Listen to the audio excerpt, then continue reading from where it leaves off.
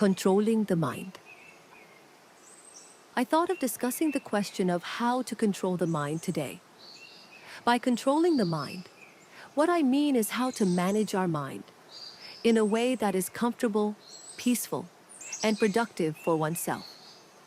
If people are asked whether controlling the mind is a problem for them, many will say, "No, it's not much of a problem for me." Now, during youth, this is a problem for all of us, because during youth, due to a lack of understanding about our lives, we tend to be drawn to various attractive things in the world. That is during youth. But as we grow older, as age gradually matures, we somehow learn to live by managing our mind after being battered and crushed by life experiences. That is why many people say, "So yes, I have no problem. I live by managing my mind." But when we look at how people have managed their minds, we see that they live by self-disciplining themselves out of fear of the law, social conventions, and traditional ideas. So, we know how people would behave, at least temporarily, if the law disappeared in this country at any given moment. If we take controlling the mind merely in the sense of refraining from doing wrong things, then indeed, most people do not do wrong things. But controlling the mind is something that goes far beyond just refraining from doing wrong things. Because we do not control the mind just to avoid doing wrong things. By managing the mind properly, we can live with more vitality. We can live more peacefully. Positive and negative thoughts. So, let's see how to control the mind. First of all, we can see that two types of thoughts arise in our mind. One is positive thoughts, the other is negative thoughts. Now you know what positive thoughts are. If things like happiness, joy, enthusiasm, and vibrancy arise in our mind because of a certain thought, that is a positive thought. On the flip side, if a thought comes that darkens the mind, makes it sorrowful, and disheartens you, that is a negative thought. Now, what is the difference between positive thoughts and negative thoughts? How do we identify exactly which of the two a particular thought falls into? One way to identify it is that if we become empowered, energized, happy, and joyful through a thought, if a certain strength arises within us, that is a positive thought. Then, on the other hand, if our mind weakens, breaks down, becomes miserable, and undermines our willpower due to a thought, that thought is clearly negative. When looking at these negative thoughts, we can see emotions arising in the mind such as sorrow, grief, loneliness, helplessness, and a large number of similar things. Furthermore, the nature of this mind is especially prone to leaning heavily toward the negative side. That is how our mind works. So now, let's assume a problem arises for us. We look at that problem sorrowfully.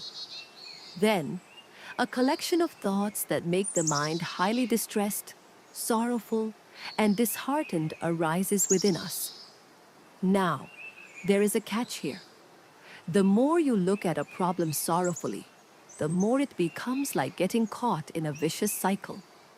That stream of sorrowful thoughts arises again and again, gripping you into it.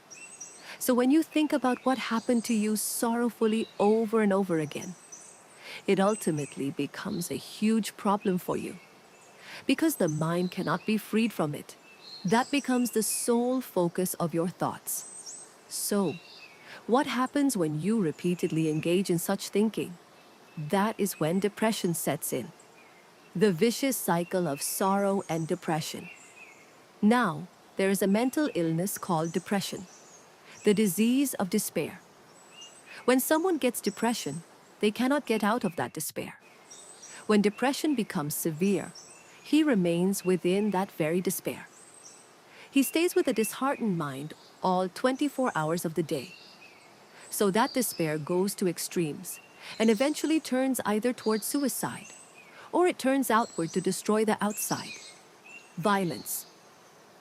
When looking at those suffering from depression, it is clear that this depression began because he thought sorrowfully about a certain problem. Now, the more you look at any problem that arises for you with sadness and pain, the closer this mental illness called depression gets to you. The next thing we see is this grief. Let's say that grief includes sorrow and all of that. This is harmful to the brain. Grief causes damage to the brain. We can imagine that when suffering from intense, painful thoughts, a certain toxic chemical is produced in the brain. Psychologists will tell you what that chemical is. That toxic chemical is produced and it enters the blood. Then, even the nature of the blood changes. Suffering mentally harms a person in every way. It increasingly pulls a person toward the mentally ill side. Now, you know that the mind gets sick too, don't you? The impact on the mind and body. Just like the body, the mind gets sick as well. The mind gets sick much faster. We can turn a perfectly fine person into a mentally ill person right before our eyes. Let's say someone is happy. If we go near them and say something negative, we can suddenly see their happiness vanish and them falling into a somewhat mentally ill state. Therefore, the mind is something that can become sick in an instant. If so, we understand that negative thoughts cause harm. When a negative thought arises in the mind, what happens if we leave it unresolved? It becomes embedded in our consciousness as an unresolved problem. Is that clear? Therefore, failing to resolve a negative thought that arises in the mind causes our consciousness to become strained and stressed. If so, if a negative thought, even a single thought, arises in the mind and causes harm to our brain, what we must do every single time a negative thought arises is to immediately turn it into a positive thought. Now, along with turning the negative thought into a positive thought, it gets resolved. It ends right there. Thank you so much for watching. If you enjoyed this video, please give it a thumbs up, leave a comment, share it with your friends and family, and don't forget to subscribe to our channel. Your support means the world to us and helps us create more inspiring content for you. A special thank you to our amazing creative team, Jamil Kent, Danushi Apsara, Sherina Sun Queen. Thank you for being part of our journey. Stay inspired, stay positive,